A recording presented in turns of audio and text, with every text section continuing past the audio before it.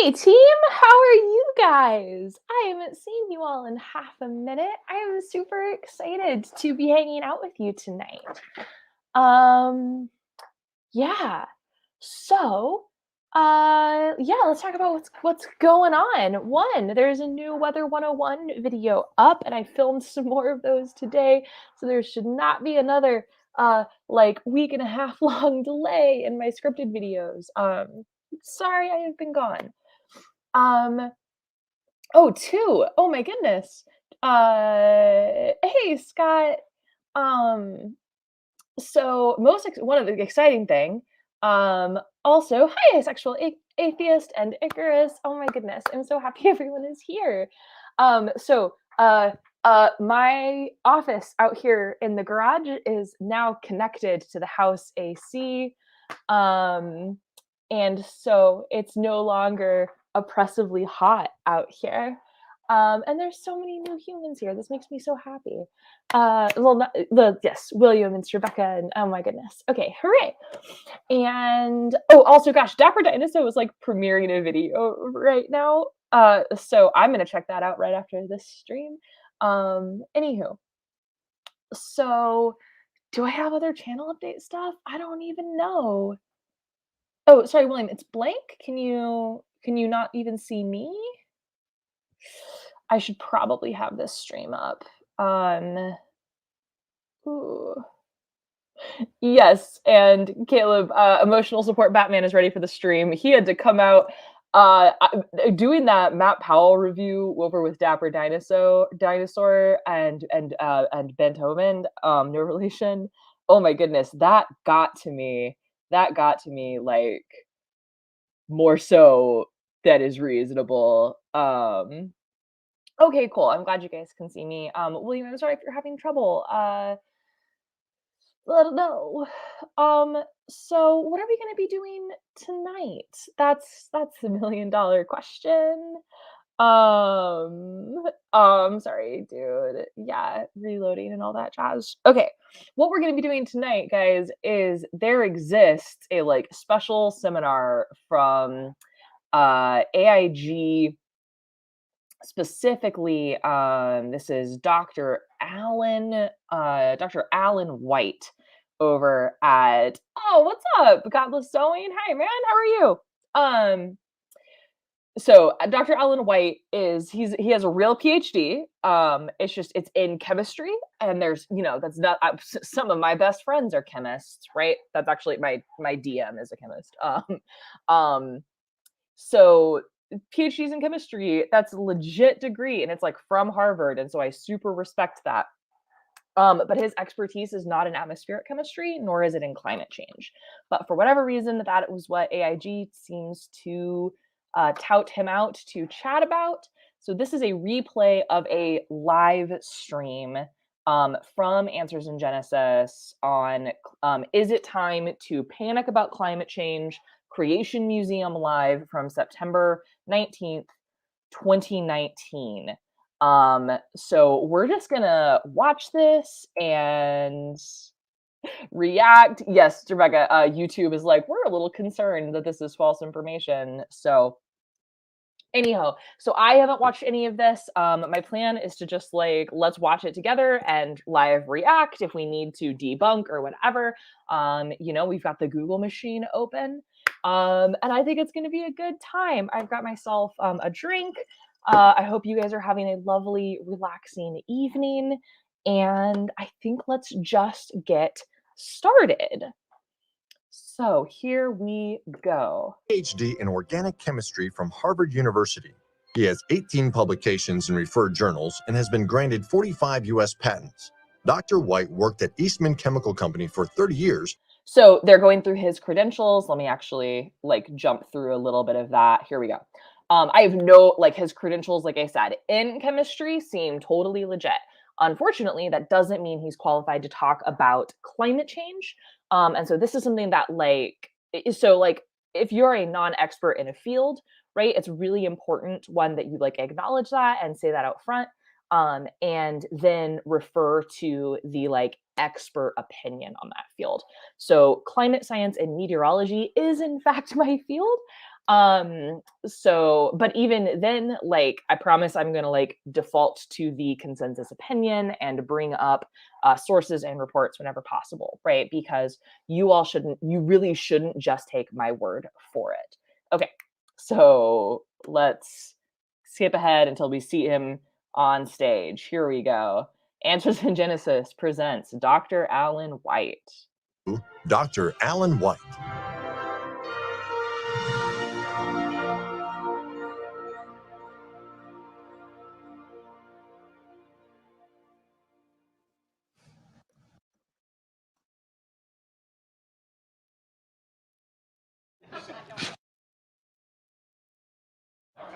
All right. Oh, there we go. All right. Okay. Sounds good. I appreciate you all coming today. Appreciate seeing all your smiling faces out there. And I want to welcome all of you here to the Creation Museum, and a welcome to the folks that are online listening also. So where are y'all from? Who's from more than 500 miles away? Anybody? Goodness. Sorry, team. I don't want to listen to him pander. We'll skip ahead like 15 seconds. Climate change, or as I put it here, is it time to panic about global warming? Mike, you have not missed much. Welcome, welcome. I'm sure you recognize it's a hot button issue again today. It was a hot button issue back in 2005 and 2006. And it was even a hot button issue back in the late 1970s. And some of you maybe remember that too. I bet what he's about to refer to is, I think it was in the 70s, that there was a group of geologists who were concerned that pollution would lead to global cooling.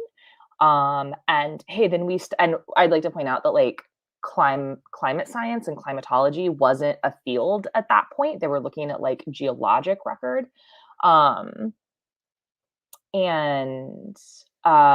So like that concern has been obviously overturned. We know that emission of greenhouse gases, specifically carbon dioxide and methane, those are the big ones, and carbon monoxide, are going to lead to warming, not cooling, but I think that's what he's about to reference. I do vaguely. And so we'll talk about that. But the question is, are we going to panic about global warming today? Some say yes, some say no, and many say, well, let's just leave it to the experts and listen to what they say and do that. Yes, let's do that. Let's leave it to the experts and listen to what they say and do that. Let's do that. I like that idea.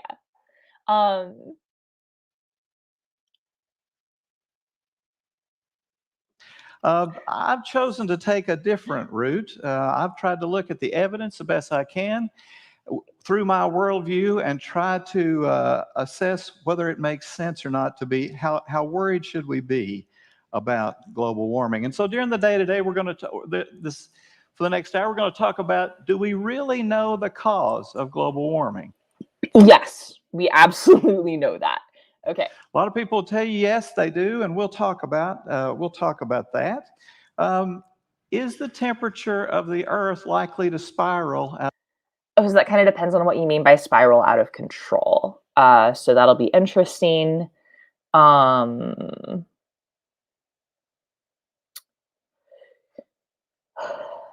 of control. That's another concern that some people have, and so we're going to talk about that today. But probably the most important question we're going to try to answer today is this one. Okay, so should we drastically change our lifestyles in the hope that we can slow the rise in the global temperature? So this is, I think, missing the point. Something I like to point out, right, is that I try to be a good, responsible adult, right, a good and honest citizen, and do things like recycle, be conscious of my carbon footprint, be conscious of things like fast fashion and et cetera, so forth. But like I could reduce the waste in my life to completely 0, right? I could, like, have a 0 carbon footprint, right? And it wouldn't affect the world in any way, shape, or form. Because fundamentally what we need, like, the problem, the cause of the problem is mostly, for climate change is, like, large scale emissions, and so it's large companies that have the ability to actually affect emissions, right?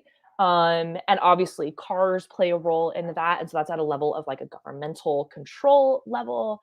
Um, and yeah, I love that, like including the price of CO2 emitted in the price of stuff, like a carbon tax seems like a very, but the point is that like solutions to climate change fundamentally are not going to be grassroots solutions, right? These have to come from large scale regulations and like fundamentally changing how we do stuff, right? So I mean, we should all be like good and honest citizens whenever we can. Um, but like the question here of should we drastically change our lifestyles, like no, it's not about an individual's lifestyle, it's about systemic changes in like in supply chains, right? And emissions from factories and oil, and we need like transitioning away from petroleum products, and things like that, things that are going to take a long time. um, and and again, these have to be mandated at like big government level because a corporation isn't going to do something that like costs it money. Anywho, okay. Um, that's my thoughts.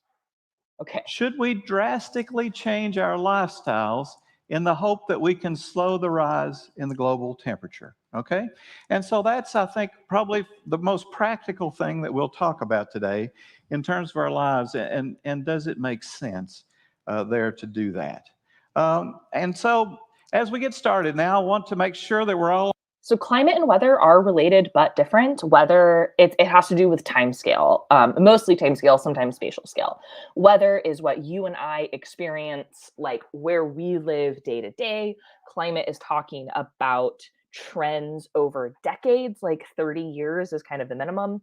So on average, the American Southwest is pretty dry if you look at a decadal thing, stuff like that. So we'll let him weather the state of the atmosphere with respect to heat or cold, wetness or dryness, calm or storm, clearness or cloudiness. Except, yeah. So it's sure he's from Merriam-Webster dictionary. That's fine. I don't have a problem with that. And then, sorry, he speaks kind of slowly. So, um, let him get to his definition of climate. And boomer you, yeah, absolutely. Like actually, especially water consumption, especially if you're in a drought prone area, that is something that an individual can do that's going to have a big effect. Um uh yeah. Yeah. So you can water your lawn with like gray water, right? So that's using, especially if you have a septic system, so that's using not like sewage, but like the water that's like running down your sink, you can use that to go out to your lawn and things like that. So water consumption is something that an individual can have an effect on. But I'm thinking about like global CO2 emissions. That's something that's going to be really hard to have a grassroots effect on. Anywho, or you could just make your lawn like a super happy home for bees and local birds. That's what I want to do. I would much rather have like a glorious fairy garden than a lawn. Anywho, okay. So his here definition of climate: the average course or condition of the weather at a place, usually over a period, years. I would say a period of decades, honestly. Um, Exhibited by temperature, wind velocity, precipitation. Yeah, sure, sure. I like it. Okay. It's actually I don't even know how to pronounce this. Something escaping? Like, oh gosh, I struggle with words that start with X, I'm sorry. Also, hello, Titan Uranus. How are you? Okay. Merriam-Webster dictionary says the average course or condition of weather at a place, usually over a period of years, as exhibited by temperature, wind velocity, and precipitation. Now they're just going on, but so what is climate? It's just the average weather over lots of years. And most people, when we're talking about climate, I want you to remember this. We're talking about climate, we're talking about generally at least 30 years, okay, when we do that. All right. And Okay. so, All right. Good job. Good job, Dr. White here. So far, we're 4 minutes and 16 seconds in, and I don't disagree with anything he has to say, right? He hasn't made a terrible claim, and he's correctly defined some things. So that's like props to you, man. and this is another thing that I want to make sure that we understand. Our global climate is very complex. I love that picture. So that's like a towering cumulonimbus cloud there in the background. That's gonna have some beautiful rain coming out of it, but closer to you have some more like stratiform clouds. There's like wispier clouds. Those aren't gonna give you precip. And that's a gorgeous picture. And global climate is super complex. Absolutely. The climatologists, the ones that study the climate, have taken on a very difficult challenge to understand all the intricacies of what God has designed. And so, and not only do they want to understand it today, they want to predict it on out into the future. Now, how difficult is that? That's even more difficult, even if we understand every day today. I appreciate that he recognizes that my job is hard. Team. Oh my gosh. Okay, what I'm doing right now for my PhD research is CESM, the community on I can never remember what this acronym stands for. Community Earth CE systems modeling. I think community Earth systems modeling, but it's like the US's big climate model. They just released their like updated ensemble members. So that's like they ran the model a bunch of times and released all of the data out. I think it's actually to the public, so you guys can grab that data if you want. So I'm having so much fun going through and like looking at this actual data and trying to see how well it captures observed trends in Arctic sea ice, because Arctic sea ice is my jam. And sorry, I've been doing that, and I had to write an abstract up for a conference later this year. So that's what I've been doing. But yes, studying climate is super hard. Cool. Everything as it were today, how could we predict it out into the future? But that's the challenge that they've taken up, and it's an important one for us. Now, the other another main idea that I want you to come out of this with today is that we have very limited data. So that's true. That's part of what makes studying the climate hard. One, data, like how far back does data go? It kind of depends on where you're looking. So we're limited in our data both temporally and spatially. So temporally, there's some places, right, like New York City or London or things like that. Big cities that have been around for a long time. They might have records going back into the 1800s, where somebody was actually like recording the temperature and pressure every day.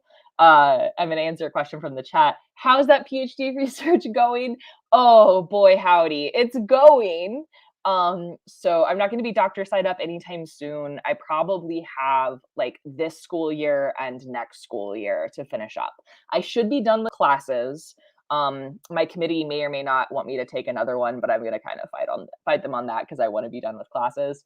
I'm TAing a really time-consuming class this semester, so I'm pushing taking my general exam to the spring. So I'll take my general exam in the spring, and as long as that goes well, then I will be all but dissertation. So then I just got to knock out that, just write that, and then I'll be done. So realistically, two more years, which will be 2 years for my master's and 4 years for my PhD, which is pretty standard. But I appreciate you asking. Yeah. Okay. So temporally data. So, but if you're studying the Arctic like I do, we only have reliable data going back to 1979. That's super short, right? That's like only 40 years of data, and that's all we got because that's when we started having satellites, right? So there's some places that we don't really study without satellites because humans don't live there, such as the middle of the ocean, right? So there's places where we have long time period data sets, right? Like large cities. Over the US, we've had a national radar network taking constant radar data for decades.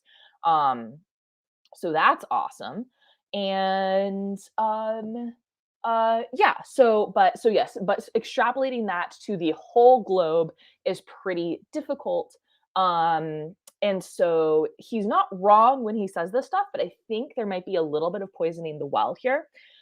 Because okay, what things are hard to forecast? I cannot and will never be able to tell you if it's going to rain at your house on a Tuesday on September 3rd, 2025, right? That's never a question I'll be able to answer. Looking like what's the weather going to be at a specific location 20 years in the future. So when we do climate, that is not the question we're asking. The questions that we ask with climate are will the overall rainfall rates increase or decrease? Will the temperature go up, go down, stay the same? Things like that. So these are like big sweeping questions. We're not trying to predict the weather where you're going to be. The closest would be something like, hey, is this place going to become more desert-y? What's the strength of the Asian monsoon going to be like in uh what's the strength of the Asian monsoon going to be like in 30 years? Things like that. Oh, molten salt reactors are so cool. Sorry, chat's having an awesome conversation. uh, yeah. Okay. Yes. All right. So very limited data. So he's not saying anything that's wrong, but like his framing has me concerned. Really on this, and we've only really been taking satellite measurements of temperature for about 40 years roughly. And so Yep. we have good data there, but then it's only really temperature data, and we're only really now beginning to understand what other kinds of data we would need. Oh, no, no, no, no, no, no. Sorry, that's not true. There's so much you can get out of satellites. You can get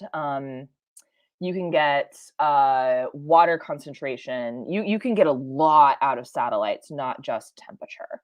Um, sorry, so you can get humidity, you can get winds, you can get lots of things. My mind is going blank, but it isn't true that the only thing you can get out of satellite is um it's not true that the only thing you can get out of satellites is temperature. That's we have a lot more than that. And that's also not again, that's not our only record. Satellites are super useful for places where humans aren't. Um, but we have other ways to reconstruct different variables, or we just have a straight up record of them over long periods of time. From radars, from back in like 19 guys, back in 1910, there were meteorology offices in like most major cities in the US that communicated with each other over telegraph, and they were recording wind speed, wind direction, cloud conditions, pressure, temperature. So yeah, yeah. To predict the climate. And so the number and complexity of the factors that affect our climate is astounding. I don't disagree. It's absolutely true. Oh, albedo. Yes, absolutely. You can get albedo out of satellites. Even the size of the raindrops make a difference when you're trying to predict the climate. Size of raindrops is actually really important when you're predicting weather. Um, the physics of forming different raindrops, that is an interesting problem in climate modeling. Um, but for example, I could assume homogeneous raindrop size in my climate model, and what that would mess up would be, like, annual precipitation amounts. Like, that would be, like that would cause known error bars, right? It's important for weather because that can size of raindrops can tell us about the strength of a storm. Um, so that's important for, like, forecasting severe weather, but I'm a little nervous here because I don't want to, like, speak out of turn, but that size of the raindrops thing, that that doesn't feel to me like the most important thing for climate modeling. Um, so the way you capture things like that, because that's happening, so the scale, your size scale, um, is usually, let's see, ESM is at like a quarter, it's like 30-kilometer grid, right? So your data points are 30 kilometers apart. Obviously, raindrop size is much less than 30 kilometers. So what I mean by 30 kilometers apart, why that's important. Any process that's smaller than 30 kilometers, like, isn't going to get captured, right? Because it's happening between grid points. Um, so so raindrop size is handled by what are known as, like, physics schemes. So we have, like, programmed, hard coded, this is the way things behave based off of physics in between the grid points when we're at the subgrid spatial scale. And so that raindrop size thing, that's handled by those physics packages, and you can vary those. And there's, you can make a career out of figuring out how to improve your physics for climate modeling. Absolutely. Um, uh, what's up? Hi. Also, welcome, Dapper Dino people. I'm so glad you guys popped over. That's awesome. So, and yes, absolutely, a 30-kilometer raindrop would do some damage. So those physics packages, like, those actually haven't changed a whole lot in like 20 years. I mean, they've changed. We've made improvements, but those are like incremental improvements. This is like adjusting things. Oh my gosh. Hi, Beethoven. We were just discussing my emotional support Batman, who is back on the shelf so far. Because I just couldn't handle Matt Powell's sexism. I just couldn't do it. Oh my goodness. Okay. But so anyway, so this grid scale size thing, like this hi Dapper, how are you? Um so this, like, what are you saying? It's not wrong, but again, it also feels a little misleading. Um, and so, at my age, when I was a little boy, about 5 years old, I remember listening to the TV and saying, well, and listening to the weather report and remembering how often they got it wrong and thinking, well, I could probably just as well flip a coin. Can I just say that I hate this joke? As somebody who studies meteorology, I hate this joke. Our forecast, like, our forecasts are so much better, right? They've improved so much. They're actually pretty darn good, right? Forecasts are pretty darn good, especially where it counts, right? Because where it counts is, to be honest, if somebody says it's going to rain tomorrow and it doesn't, it's hard for me to care about that a whole lot. What I do care about a lot is, like, hey, when we say there's a hurricane that's coming to you, like, you can be pretty darn confident that's not a lie, that's really going to happen. When we say a tornado is going to hit your house in 20 minutes, like, so much of weather forecasting focuses on improving forecasts for severe weather events, right? And that's really where we focus. And those are good. Those forecasts are good and trustworthy.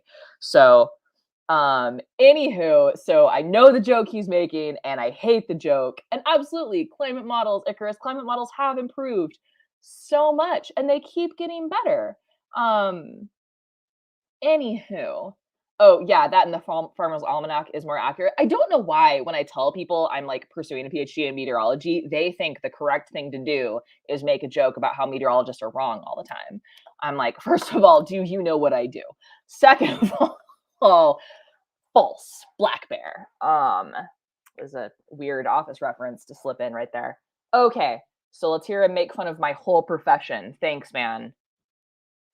right? And get as good a weather report. Well, but today climatologists do a lot better now, right? I mean, okay, my guy, at the beginning of this, you took the time to explain the difference between weather and climate, but now you are confusing weather reports with weather reports and climate models. Like these are different things. Anyway, most of the time they predict weather a day or two in advance without much trouble. Okay, but and now they still do get it wrong sometimes. All right, and we remind them about that. All right, but they're better. It's better now than it was when I was a little boy, which, as you can tell, was probably a long time ago. And so it's better now. But I just want you to think, though, how difficult it is to predict the climate over the entire globe, and how difficult is it to predict it into the future? okay. I don't like that. I don't like that he's sort of poisoning the well there a little bit because he's asking you to think. So the questions that we're answering with a weather forecast are different questions than what we're answering with climate models. Again, a weather forecast is concerned with uh, are you going to get 100-mile-an-hour winds tomorrow, right? And what temperature is it going to be? Is it going to rain? That type of thing. That's what a weather forecast is asking. It's asking about very specific weather conditions at a specific location in a short period of time.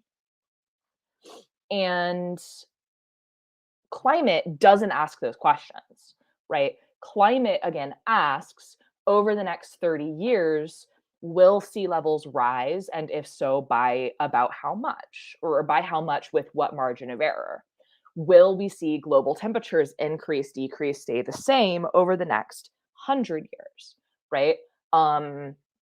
When will we see an ice-free Arctic in the summer, right? That's yeah, absolutely. Asexual atheist, you just summarized that better than I did. Localized phenomena vis-a-vis versus long-term trends. So it's a great way to think about it. So phenomena that's going to happen tomorrow versus long-term trends. So it's just those are you look at those so differently. And so like weather forecasting, there's a big focus on like uh making improving the 7 to 14 day forecast, right? So that's like a big goal. And then looking at like season to season forecasts. So that's something like what large scale atmospheric patterns. So like INSO, right? If you're gonna have an El Nino, we know that El Nino, so the ocean temperatures in the like Pacific near south off the coast of South America have a strong influence on whether it's going to be a particularly wet or dry year in California. So we would love to be able. So that's like a longer time scale thing. So I'm concerned that he doesn't actually understand the difference between climate and weather if he's confusing weather forecasts with climate models. Future. And so it's an enormously difficult problem. And so here's our first attempt, if you will, to look at the weather, to look at the temperature. Hold on, sorry, I'm trying to check his source. It just says he just cites NASA. The average temperature, annual mean, 5-year running mean. Yeah. So this is from NASA. This is reasonably, and again, I can't actually check his source here because it doesn't cite a paper. So this data reasonably could be from observations. Global land ocean temperature index. Okay. So let me see if he explains how this data is formed, and then if not, I can read most of this. Temperature of the Earth. And here we actually put land-based thermometers all over, temperature measuring devices all over the Earth, and have been measuring it since 1880. All right. Okay. Now I'm not going to drown you with a lot of data today, but just a few graphs to look at. excuse me. And so these data, what do you see about this? Well, in general, what the temperature.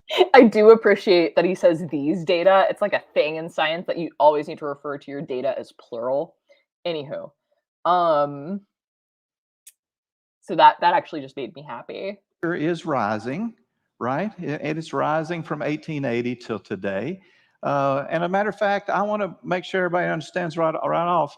I believe the temperature has risen, particularly, we know that pretty well over the last 400 years. And so it's been rising, but is it rising all the time? Well, no, it's going up, but it's generally going up, but not up at an exact rate every time, okay? And what's it risen? At roughly in the last 140 years, it's risen about 1 degree Celsius, or a little less than 2 degrees Fahrenheit. Globally, that's a lot. It probably doesn't seem like that, but a global temperature rise of 1 degree C is a lot. And uh yeah, I feel like he's trying to kind of like minimize. So there are atmospheric patterns, interdecadal patterns, things like that, like the NAO, the North Atlantic Oscillation, the Arctic Oscillation. Anyway, things like this that kind of can't have long-term patterns that last over, say, like a decade. And those we know have mitigated some climate change, some global warming in the past. And when we're talking about modern climate change and modern global warming, we really do break this. I'm intrigued that he mentioned it's been warming over the last 400 years, right? And I wish he had shown us a temperature plot going back 400 years. We can get that. The global average temperature is actually about 0 Celsius. Just so you know. Or am I wrong on that? Is that it? Is that just the black body? I might be thinking of just the black body. The black body equilibrium temperature, I think, is 0 C, but that's not the same as like the actual average surface temperature. Now I'm gonna Google it. Hold on. What is average? I know you guys can't see me Googling. I'll find it. I'll say what I'm Googling out loud. Average surface temperature, Earth. Oh no, you're totally right. It's 15 degrees Celsius. Yeah. 15 degrees Celsius. I was thinking of the black body temperature. My bad. Anyway, okay. Completely lost my other train of thought. That's cool. Oh, I wish you'd shown us that trend going back, the temperature graph going back 400 years. You get those older data by reconstructing things like trees tell you things, and so do mollusk shells and other paleoclimate things.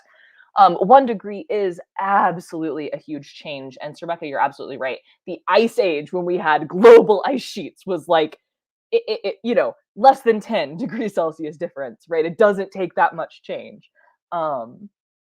Anywho, so because when we're thinking about climate change, we really think about pre-industrial and post-industrial era. So from about 1900 forward, the rate at which we see the temperature increase in the industrial world can only be explained by human activity. It's the only explanation that we've got is human activity. And so that it's been increasing over the last 400 years. Well, yeah, like temperature has been slowly increasing since the last ice age, right? The rate matters. The rate at which it changes matters a whole lot. Anyway. All right, over that time. But the overall trend I want you to remember is up. Now here's Al Gore. I'm sure many of you recognize his face. And if he were here today, he'd be trying to convince us that everybody believes that in their view, in that view of climate change, and that So I'm not going to say that everybody believes it, or even every single climate scientist, but like Like, it is the general consensus of the scientific and specifically the climate science community that the Earth is warming. It is because of man. Um, and that is, like, as settled as the Earth is old, right? That's just that is not a thing we, um, we differentiate on. Oh, yes, Icarus, that is a great little comic. XKCD did a really good job of visually showing the temperature change. Um, okay. So let's listen to him talk about Al Gore. And like, no, Al Gore isn't a scientist, right? But he's trying to communicate a real thing, right? Excuse me, and that the temperature of the Earth is rising, and it's rising for a reason, just because humans have caused it based on things that we've done. That's real. And he would try to convince us there is a consensus, all right, and that all scientists believe that we are responsible for the rise in the global temperature. But there really We are responsible for the rate at which global temperature is increasing. isn't a full consensus yet, and if there were, we wouldn't hear dissenting voices, and we still do. That's basically how science works. So that's true, but I would like you please to state whose dissenting voices we hear and what their credentials are, and specifically what they're dissenting on. That's what I would like to know. And even within the scientists themselves, there's a lot of variation in what they believe, okay? And let me try to show you this.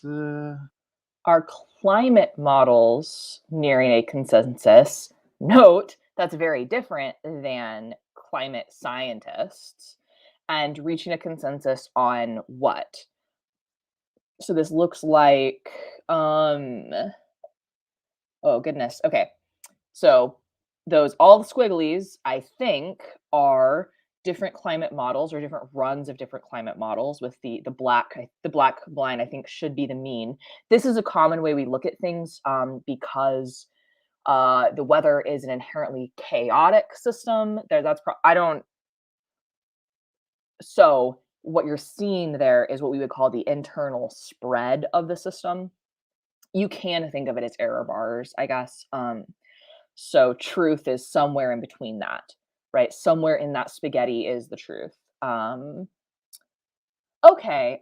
So this is tropical mid troposphere. I'm gonna guess average temperature, um, between in the tropics, so between 20 south and 20 north, and this is 73 runs on CMIP 5. CMIP 5 is um oh gosh, that is a climate model, but it's not a full one.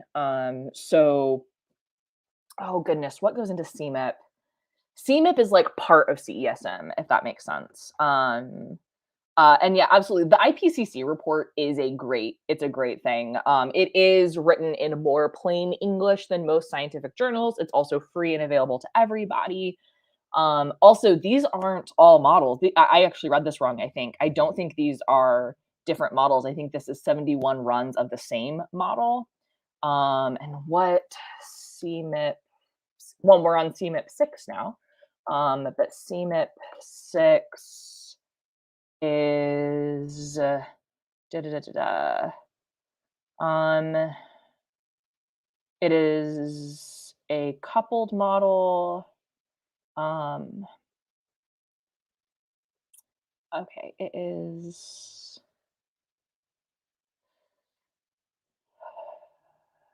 Ah, I'm trying to see which different things that it couples together. So some models are like, say, just the atmosphere. That would be your CAMs, that's the community atmospheric model. Your wharfs, your impasses, those just run the atmosphere. But like a coupled model is going to include things like, well, hey, but what is the ocean doing? And how does the ocean affect the atmosphere and the atmosphere affect the ocean? So we let all these different components interact with each other. And I'm trying to see what all goes into CMIP. And I don't know that off the top of my head because it's not the climate model that I use. And I think it's going to take more than a quick Google for me to get a good sense of that. So, anywho, but yeah, so I think this is actually all the same model run with different initial conditions.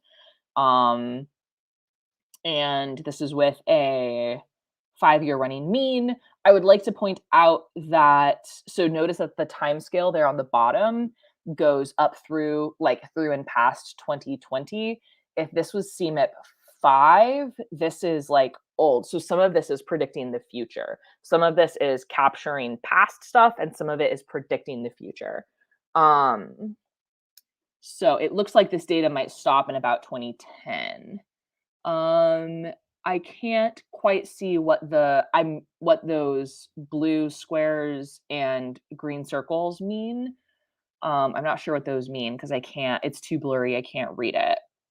But I think this is the like average temperature across the like tropics, how that's changing with time. Yeah. Okay. So let's play. Let's play more. I'm not very good at this yet. I'm gonna have to work on that. But as you see that dark line there on the graph? That dark line is the average of all the different calculations that different scientists have done. No, that's not. Again, if I'm reading this graph right, I don't think this is different scientists. I think this is one model with showing its internal spread. Icarus, thank you. So average for different observational data sets. Excellent. Okay, so the real data is there at the bottom. Okay, so that's cool. So it looks like this model has a warm temperature bias, which is a thing I guarantee you science people know, right? Um, so okay. And you see the little fine lines up there on the graph? Those are all the different scientists. And See, no, I really don't think it is. Those aren't all the different scientists. Again, that should be different initial conditions of the same model. you can see, well, is there great agreement within those scientists? And that's not scientists agreeing, guys. That is internal variability of, yeah, Icarus, if you found that actual source, I can make you a mod fast enough so that you can post that link. That would actually be great if you want to post that in chat. I'm going to pull up my own stream on YouTube really fast, so I can give you mod status. I want to do a thing. I want to do something. That's fine. Yeah, so again, he's using what looks like the inherent chaotic nature of the weather to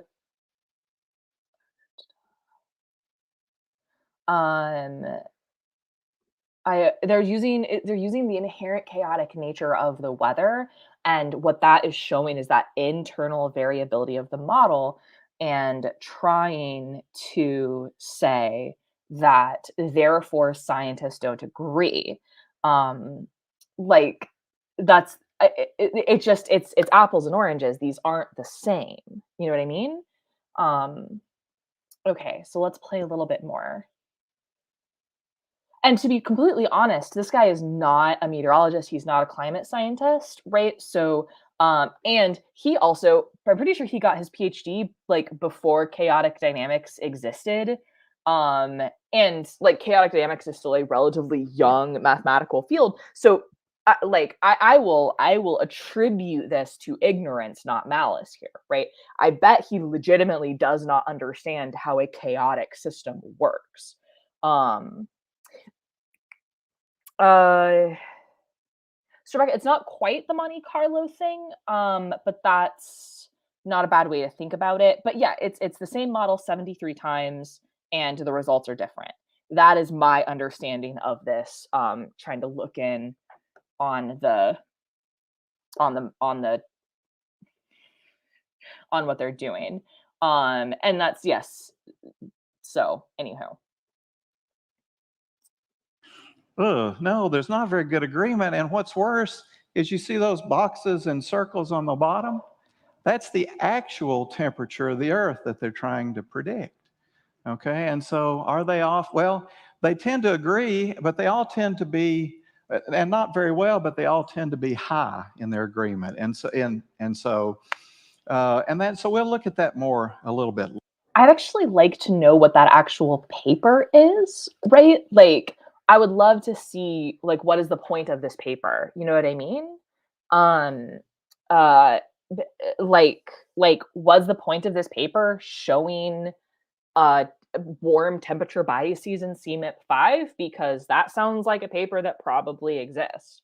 I don't know. Um, yeah, that's yeah, Verlene, and you're totally right. And like I said this at the beginning, that if I don't strictly have a problem if you're speaking in like something like outside of your field. Um, so it's not a sorry, I'll address the Monte Carlo thing here in a second. So I don't have strictly a problem if you're speaking outside your field, if you're like real careful about, this is not my field, these are my sources, right? Just like any like layperson or like science communicator, you know what I mean? I don't have an inherent problem with that, as long as you're not painting yourself as an expert when you're not. You know what I mean? And I don't know if that's what he's doing. But you're right. I wouldn't go to paleontologists to learn about geology, but arguably a paleontologist would know more about geology than I do off the top of my head. Okay, so let's talk about the difference between a Monte Carlo simulation and internal variability in a chaotic system. So Monte Carlo is a stats thing. Oh gosh, I had to do that for my master's thesis to show statistical significance for my data. And so what you do is okay, so this is how I ran my Monte Carlo simulation. I had a specific type of atmospheric event I was interested in, and I had a database of like, so actually what it was is there was a sea ice event I was interested in, and I was interested in if the I was interested in the atmospheric conditions associated with that sea ice sea ice event. So I had a data set that was like, okay, here is what the atmosphere looks like at over this sea ice loss event every time there's one of these sea ice loss events. And so then I have a data set of, here is a data set of like 10,000 same size little boxes, but just over random places all over the Arctic, right? And then so let's say I had 100 sea ice loss events. So what I would do is basically I think I did it like 5 or 10,000 times. I randomly selected 100 members out of that random data set I generated, and I built a sort of statistical profile. And so my 100 events, the atmosphere associated with that, right? The atmosphere associated with that was different from that random atmosphere, or that atmosphere taken from random places and locations. And that's what a Monte Carlo simulation is. It's basically the idea, to simplify that down a little bit, would be, hey, I just flipped a coin 5 times and I got heads every time. Is that statistically interesting? Right. And this would be for something that not as simple as a flip of a coin where you know the odds, but for something more complicated. So if you didn't just know the odds of that coin, what you could do is flip that coin 5 times, 10,000 times, and record how many heads you get every single time. And then you're going to build up a distribution of what's more or less likely. And then you can see, oh, hey, flipping 5 heads, that very rarely comes up, because you're going to compare your event to this distribution that you made. That is a Monte Carlo simulation. Internal variability in a chaotic system. all we're doing, okay, sorry, chaotic dynamics 101. Life finds a way. Because that was Jeff Goldblum's character in Jurassic Park was all about chaotic dynamics, and he was very cool. So chaotic dynamics. Okay, so if I have a simple pendulum, right? Yeah, Icarus, that's a great way of explaining it too. Sorry, I always think of it in terms of its like statistical definition, but Monte Carlo, you can think of it as a survey too. So let's think of a simple pendulum, right? Like my pencil here. It's a pendulum now. No, if I start my pendulum up here, right, or over here, or just a little bit like that, uh, I'm going to eventually get to the same end state, right? Eventually, we're going to settle down to like this, no matter if I start here or if I start here, right? That's a non chaotic system. I am not highly dependent on initial conditions, right? Because again, I can have a large amount of variability in my initial conditions and I'm still going to end up in the same place. A chaotic system is one which is highly dependent on initial conditions. So in a chaotic system, like the weather, if I start my pencil here versus here, is the difference between it hanging down or flying behind me and smacking Batman in the face. Oh, hi, Dapper, you caught up? Awesome. So that's internal variability. It has to do with the math of the system, and it is super complicated. And to be honest, that's one thing that like I would love to do a series on my channel of like intro to chaotic dynamics, but that's something that I really struggle to explain chaotic dynamics to like other meteorologists, right? Let alone to like a high school level. And I just say high school level to be like sort of the common math understanding that I can assume of the general population. Anywho, chaotic dynamics are complicated. So all that they did to get those different variabilities is probably change their initial conditions at the like instead of it starting at 30 degrees outside, now it's 30.00001 degrees, and you will get over time that huge spread of difference. So that is internal variability of the system. So that's what it is. That is the nature of a chaotic system. That's why we have to do 70-member ensemble runs, because the truth is somewhere in between the extremes. And so it really feels like Dr. White here doesn't understand the basics of chaotic dynamics. Yeah. Okay. Whew. Whew. All right. Later. But I just want you to understand that all scientists aren't in full agreement yet either with how things are going to, with how things are. But I want to go back just for a minute and as to the last part of my introduction here and say the last climate change panic was in the 1970s, okay? Sorry, I think we're gonna. Okay, sorry. And here's some of the words. I won't read it all, but they're ominous signs. There's drastic change. There's a drastic decline in food. I called that he was going to talk about a scare of global cooling in the 70s, didn't I? Food production. I want you to remember these kind of words. And then this goes, the longer the planners delay, the more difficult we're going to be able to cope with this climate change, and it's going to become a grim reality. Now, I want you to remember that kind of language, okay? And we're going to see that again here in a minute. But this climate change panic wasn't global warming. It was actually global cooling. Some of you remember that?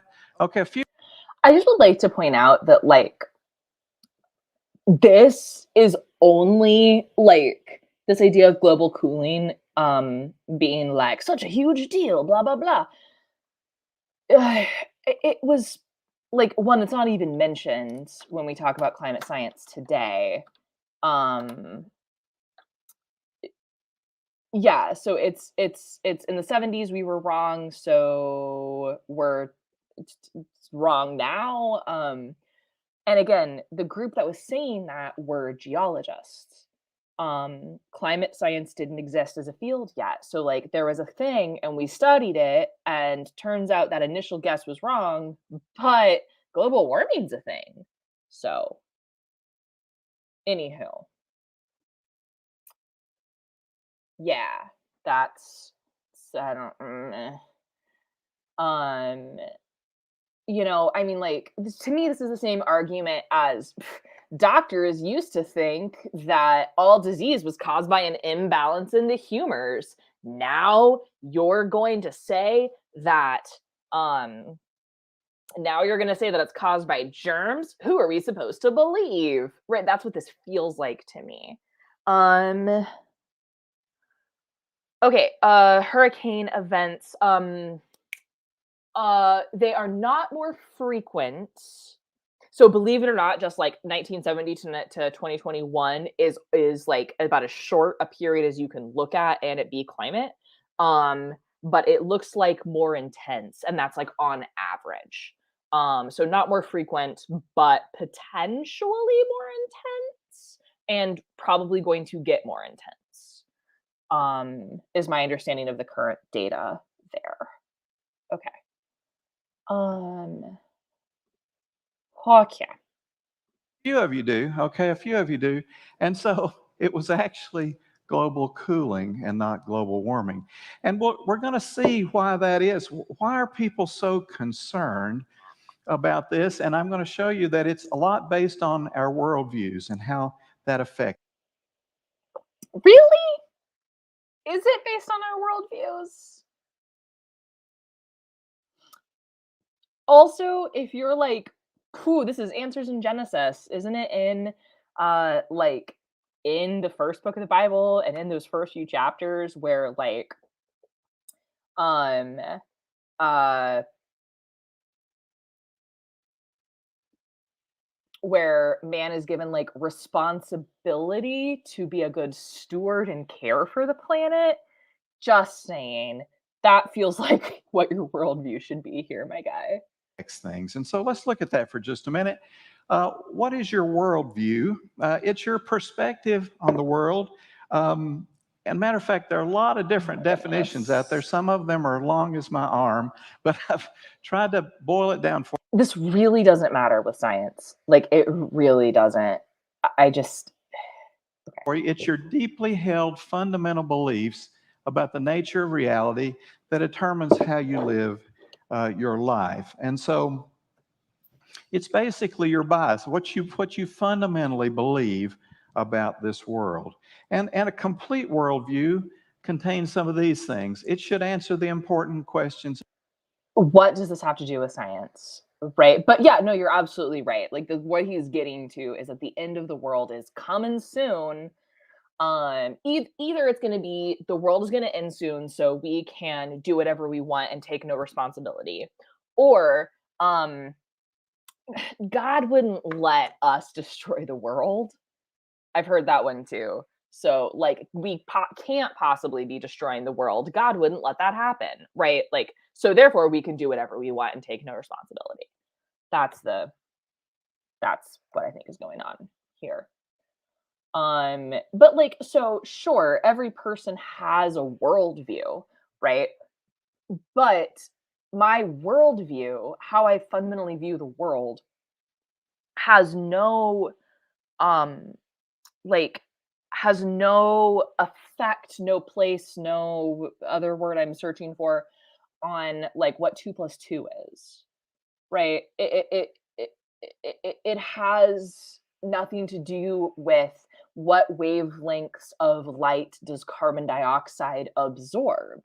And that's what we're talking about when we're talking about climate. You know what I mean? So like I really this comes up so much in AIG stuff, this idea of like, oh, worldview, worldview, worldview. And like meh. But I mean, like, also, shouldn't your world again, if you're like a Christian organization, shouldn't your worldview cause you to like care deeply for marginalized people who are most affected by climate change, who we can like see today are being affected and like Like climate refugees are a thing now, right? Like shouldn't being a good steward of God's creation in your worldview be something you care about? Okay, that's all right. End rant. I kind of want to skip through his not science thing. So sorry, we're going to jump ahead as he's talking about worldview. Should be in accord with reality, must hold together. Cool. Worldviews. Okay, let's see what it has to say. Can clearly state it, but everybody has a worldview. And so we'll look at that Sure. today. But there really are two worldviews. One, a biblical worldview. No, because if you got like uh, like the biblical worldview and the secular worldview, as if every single Christian organization or every single Christian in AIG has the same views on the world, right? Like the no two people see the world in the exact same way. Um I can absolutely recommend some books about chaotic dynamics. It can be it is represented formally. Hold on, my favorite math book in the planet is on my shelf over here and I'm going to go grab it.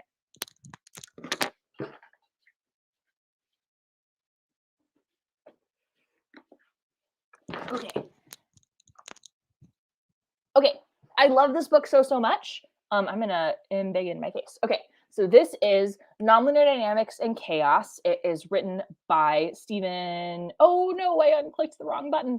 Okay, it's written by Stephen Strogatz. It is the most readable math book I've ever had in my life. You can see I have it tabbed up. I have notes in it. It's a whole thing. I love this book. I love this book. It does assume you've had calculus and at least some ordinary differential equations. It's still pretty readable, I think. But it is like, from a math perspective, calculus is pretty like basic. So, but I love this book. It's so good. It's my favorite. Okay. Now I have to reshare my screen. I accidentally unshared this button. Here we go. Share audio. This button, nailed it. Okay, the two worldviews. Is it bad? Like, I feel like this is one of those, yes, the two genders meme, right? Brown hair with glasses and blonde with glasses. Okay. And a secular worldview. And that's chaotic dynamics is more fun than this. There is on MIT OpenCourseWare. So for those of you who don't know, like pretty much every class at MIT is all of the material and sometimes even lecture videos are available free online. Could one of my mods grab a link to, it's ocw.mit.edu, and then 18, the course number is 18353. That is the class that I took on chaotic dynamics. If one of my mods could grab that and drop it in the chat, I would super appreciate it. Because that's like, it's actually teaching you the stuff, which is awesome. Anyway, I'm a little upset with myself that I can remember the course number. Okay. That's how we're going to look at this issue today. And so if you're like the man on the left here as you're looking at it, he has a biblical worldview. He stands on the authority of God's word, the Bible. He seeks to see everything the way that God sees it. And not only does he accept the theological truths in the Bible, he also accepts the historical and scientific truths that we see in the Bible. Since, of course, the creator of the universe certainly knows those things. The man on the right, on the other hand, has a secular worldview or a naturalistic worldview. Most of them are convinced that they can examine the world today and see for themselves what was true in the past. But their underlying goal of a secular worldview is to explain how everything got here, what? Without God. Okay? So what are we doing, though? Both of these two men are doing what? They're staring at the same evidence, right? They're looking at the same evidence, but they have different perspectives, different worldviews. And so they're looking at that evidence through that, and I mean, one of them has blonde hair, so how could they not see the world differently? Okay, sorry, I'm just like, oh, okay, I'm looking at this cartoon too much. I thought for a second they just took the same cartoon and like mirror imaged it, but no, they drew two different people. The jawline on the guy on the left is more square than the guy on the right. I wonder if that's like because they're trying to make the guy on the right look a little wimpy. Um, anyway, thank you, Strecka. Yeah, this is a really great class. I took it. I loved it. It's like my favorite math class I've ever taken in my life. Nonlinear dynamics and chaos. It's super fun. Okay. So, all right, yes, we're talking about the two worldviews. Brown hair and blonde hair. It's the only way to view the world. come to different conclusions, all right? And that's particularly true in subjects like we're talking about today, which are far in the past, which we'll look at. And oh, I'm sorry. What in the world does that mean? Like, again, but climate, like the basics of why climate change is man-made, right, is very simple. It has to do with the wavelength of light that carbon monoxide absorbs. Turns out it's the same wavelength that the Earth emits. More CO2, more CO, the more of the Earth's outgoing radiation is absorbed and then re-emitted. So when carbon dioxide, carbon monoxide, greenhouse gases, they absorb the radiation that's emitted from the Earth, and then they emit it back in all directions. So half of it gets pointed back down. So we get a feedback loop, a warming loop, right? And that's it. That's the science. That's all there is to it for how greenhouse gases work. So we know we have greenhouse gases. We know how they work. We know they lead to warming because of very basic principles. The questions that climate scientists disagree on is like, what year will we no longer have sea ice? Right? It's sometime between now and 100 years from now, but I can't narrow that down for you, right? But we're trying to. We're trying to get better at that. Sweet. Thanks, Icarus. Yeah, that's a great comic to link. Okay. So like, and I don't care how far back in the past you need to look or how far in the future we're trying to predict.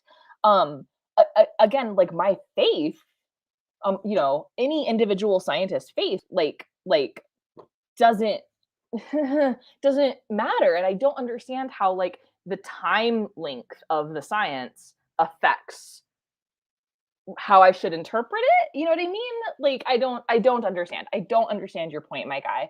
I'm getting a little heated. Let's calm down. Far into the future, when we're talking about climate change and we're talking about the fundamentals, we really need to know what happened a long time ago, and we really need to know what's going to happen into the future. And of course, do any of us know what's going to happen in the future? Of course not. And so yes, we do. Like depends on what in what do you mean? Okay. And so when we're talking about science in this regard, it's not surprising that people's worldviews affects how they see the scientific evidence. And so let's first start with a secular perspective. And what is the secular perspective? You start out with the Big Bang, right?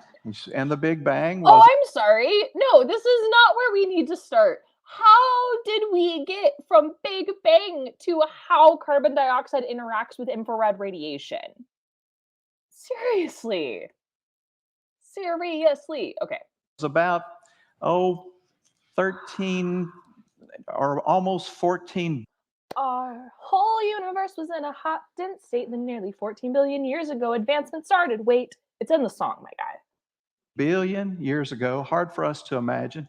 But there was a Big Bang where in the beginning there was nothing, and then nothing exploded, if you... You know that is not true, good sir. You know that is not true. If you have any understanding, you're a chemist. If you have any understanding of nuclear chemistry, which is part of chemistry, you know that is not true. Well, or everything. Um, it cooled down, that Big Bang, it started to cool down, stars were formed.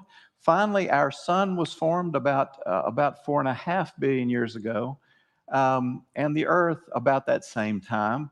And then somehow the Earth, even though it was molten 4.5 billion years ago, somehow about 3.8 billion years ago, it was covered with water. Now, how in the world could all that water have gotten there? You are a chemist, sir.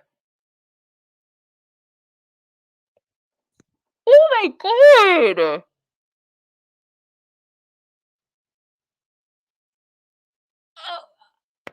I'm sorry. That is a dumb question. And I don't believe in dumb questions, but you are a chemist, sir. And that is a bad question. How did all of that water get there? Water can be liquid too. So, humana humana, when the earth formed, right? The reason it was molten is because if you take um all of the bits that make up earth and you put them very far apart and then you just bring them together under gravity, that's enough energy to melt everything, right? But important here, important um is that like all of the bits are brought together and held together by gravity, right? So there is water in that molten state, right? And what's cool is we know the Earth had to have been molten because the Earth is a fully differentiated body. What does that mean, you ask? Great question. That means if you cut a slice down the middle of the Earth, right, you'll see different distinct layers, like a cake. You'll see our liquid inner core that's made of iron and nickel, then the solid outer core that's also made of iron and nickel, and then you see the mantle, which is mostly silica, and then the crust, which is also silica, and where we live and where the oceans are. Cool. So that means when we were molten, the densest stuff, the heaviest stuff, sunk to the center, and then everything else floated on top.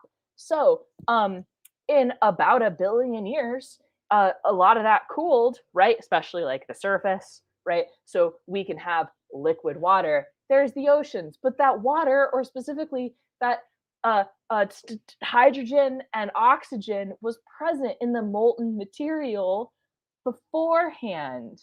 Not, we didn't have to add the water afterwards, my guy. And I will fight him on, he knows that. He knows that. He is a chemist. Let's roll insight. Oh, there, sorry.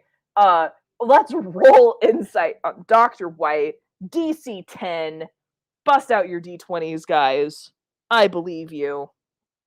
I believe in you. Okay. Uh Baklava sounds delicious. I would like some tasty baklava. I might need some more tasty beverage. Okay. Oh my gosh, sorry. I'm so mad. I'm so mad right now. I was not getting mad at Dr. White. But then he said something that I know he knows better on. Okay, let's go a little longer. It's a real challenge for the scientists to explain that. No, it is not. I just explained it. God. And we'll look at how much water is there later. But it's an astounding amount of water, as you well know. And so that's the secular view of history. And of course, as that water got here, then weather could have. No. Oh my goodness. As that water got here, then weather started? You want to go with we didn't have weather for the first billion years of Earth's existence? Goodness. Goodness gracious. Also, team, weather, while is definitely driven a lot by water and water vapor, it complicates things a lot. Check out my Weather 101 series for how gosh darn complicated water makes things. I filmed a video today on latent heat, and that should come out on Sunday. It'll be great. Yeah, I try to not curse on this stream. I save that for other people's streams. Anywho, um, okay, okay. Uh, what is our weather is fundamentally not driven by water, but it's driven by the fact that we are a sphere, and so our equator gets more direct sunlight than the poles, right? So weather is driven by a desire, or we have a temperature imbalance between the equator and the pole. It's warm at the equator, it's cold at the pole, relatively speaking.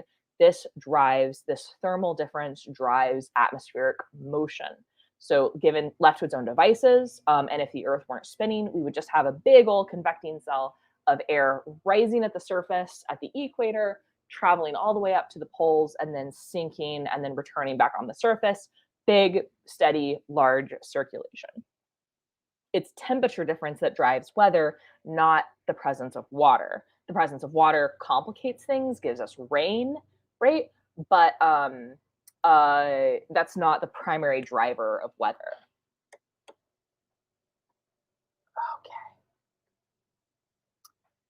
Okay. Yeah, weather is more than just the water cycle. The water cycle is like this much. Okay. Okay. Started. Of course, we don't know what was in the atmosphere, what the atmosphere was made of, if there Yes, we do. We have atmosphere. We know that. were a 3.8 billion years ago in history. Okay, and so there are consequences to that worldview, though, and I want you to try to understand this is an important point to grasp. If random forces produce the earth, and that's what a secular worldview would say, right? That all these molten things came together, conglomerated together, and made an earth. It cooled down, and somehow water got here. And so, Water was here the whole time. Okay. if random forces produced the earth and made it suitable for life, then what? Random forces could just as easily make the earth uninhabitable. Yep, that's true. That is a true statement. Um, Random forces could make the Earth uninhabitable. Case in point, giant asteroid. Giant asteroid caused the main driver of the mass extinction of dinosaurs, right? Or I'm sorry, Dapper, I know I didn't say that fully correctly, but like there's lots of natural processes that could kill all life on Earth. Like that is true. Uh, it is also true that current rates of climate change are man-made. That's also true. Two things can be true. Does that make sense? And so, if you have a secular worldview, then it's not surprising that you would be concerned about what's going to happen in the future, or more concerned, because, and if there is no God, then who's going to save the earth? Well, the only ones to save the earth are the people here on the earth. And so, from a secular perspective, that's what you would need to come up with. And so, so I want you to look at that. And so we're going to look at that secular perspective now, and what's Okay, no, I got it. This is not consistent. What he is saying is not consistent with a Christian worldview. Like I can debunk what he is saying with the Bible. So, shoot, what is that verse? What is that verse? If there is no God, who's going to save the earth? Um, there's a verse in the Bible, and it's like if someone comes to you and says that they are like cold or hungry, and you say to them like, God be with you, and then peace out, and don't actually help them, then you're a dick. That is me paraphrasing the Bible, but that verse, good, it's somewhere in the New Testament. But I mean, like, I don't even know how to Google that, and now I'm all worked up, and it's a thing. Um, it's just this is what he's gonna. This is what he's going with, right? Earlier we said that like there's Bible Hour with Maddie involves me saying "don't be a dick" a lot more than actually shows up in the Bible. Um, um, yeah, I'm sorry, I completely lost my train of thought. I was ranting, and now where am I and what am I doing here? That's a great question.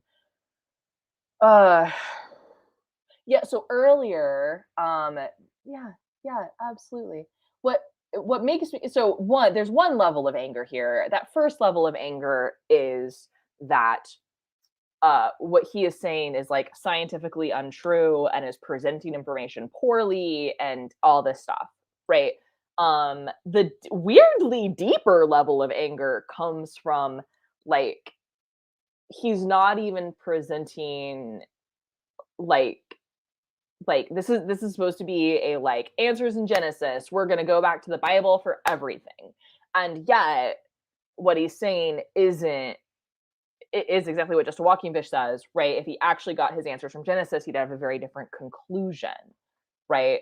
Um, and so this idea that like, oh yes, answers in Genesis, we have the right point of view, right? We have the one and only true interpretation on everything, apparently, Bible, science, I don't know, everything. Um, and and that's just not real, right? And like, so he's being dishonest about the science, he's being dishonest about scripture. And I don't like it. I don't like it. He's making me angry. And I thought he started this off as such a sweet man that like just a nice old man who was like, this is the Merriam-Webster definition of climate and weather. And I was like, okay, yeah, points for that. But that was 15 whole minutes ago in this video. And so now I'm mad. um, but he is getting to exactly what I predicted he would, which is like reason X. Therefore, we can do whatever we want to the earth and have no consequences, either because Jesus is coming soon, or it's either because Jesus is coming soon, or God wouldn't let us destroy things. Okay. Okay. Cool. Some of the folks from a secular perspective would say about the earth. And so as we go, Also, someone in the chat on this video, on the chat reply, is saying, yet the Arctic ice is growing. Just saying, it's not. It's really not. I look at Arctic ice all day, every day. It's not growing. Okay. go back again to the question, is it time to panic about global warming? You won't be too surprised that some are concerned, right? Here was a cover of Time magazine back in 2006. And that's still true. Like, it's already damaging the planet. It's a real thing. It has been since 2006. We should stop it. When, as I said, that was one of the other hot button times when this was a hot button issue. And what does it say? Of course, you have your polar bear up there, and then says, be worried, be very worried. Climate change isn't some vague future problem. It's already damaging the planet at an alarming rate. Okay, and so, but what they didn't know in 2006 was that the next 2 years, the temperature of the Earth dropped pretty dramatically over the next 2 years. And so that's how the switch went from global warming to climate. That's not how the switch went from global warming to climate change. The switch from global warming to climate change was specifically, that was, if I'm remembering all of this correctly, and please correct me if I'm wrong, if I'm misremembering. It was actually American Republican Party. They do they like spin and branding, right? It was rebranded from global warming to climate change by like political spokesperson because the Republican Party didn't want to talk about global warming because it sounded too scary. That's not like anywho. And my guy, a 2-year drop in temperature, right? Or I don't even know. I don't even know if that's like real. You know what I mean? I'm just gonna like I haven't looked at the temperature in what was the temperature in 2007 and 2008. 2007 was record minimum Arctic sea ice for a while. 2007 was a pretty big deal in the Arctic in terms of like dramatic climate change. So I don't know if that's true, but it doesn't matter. Even if it is, if temperature dips down for 2 years, but as he said at the beginning of this video, climate deals with periods of at least 30 years. Oh, 2 years is less than 30? So this doesn't fit what you described as temperature drops. Like, and do you mean globally or okay. And yeah, Icarus, that's a good point. Like I wouldn't say it's time to panic about climate change. Panicked people rarely do anything productive. I would say it's time to like implement some real change. you know? Okay. So I also think like I don't like I said this before, like there's a lot of the way he's phrased things that I really don't like. Um yeah. Okay. Okay. Okay. Yeah. There you go, Silver. Exactly. 2-day drop in temperature since June, so summer isn't happening this year. That's the same kind of thing. Like, okay. Okay, team. I'm not sure how much longer I can keep going on this tonight. Because I'm getting mad. and I don't like to be mad. No one likes that. Let's see. Oh, I'm 18 whole minutes into this 56-minute video. Yeah, we're not finishing this tonight. By the way, that was a senator from my state. That was Senator Imhoff, senator for the state of Oklahoma, where I am, where some of the nation's top climate scientists are down here at the Weather Center. And we're like 10 minutes away from where he lives, and he could just pop down and people would be happy to chat to him. And yet, and yet, and yet, nope, can't be real. Yeah. Okay, team. I think I'm actually going to pause it here and we can come back to this. It should be Wednesday next week. I should be back to my regular scheduled live streams on Wednesdays at 7. Because listen, I'm out of beverage and I don't have an intermission screen. But you guys are really cool and thank you so much for hanging out with me. Yeah. So I don't know how to sign off. I don't how do you YouTube? How does one video? I don't know. Here, let me show. Okay, so Sunday the video on latent heats will be up on my channel, and then Monday is Guns, Magic, and Steel, where I DM for a bunch of my internet science friends over on Cheshire Vic's channel. That'll be 6 Central Monday evening. That's going to be great. That's a great little fantasy break from reality. And yeah. Actually, here is one thing I will ask the 22 of you still watching.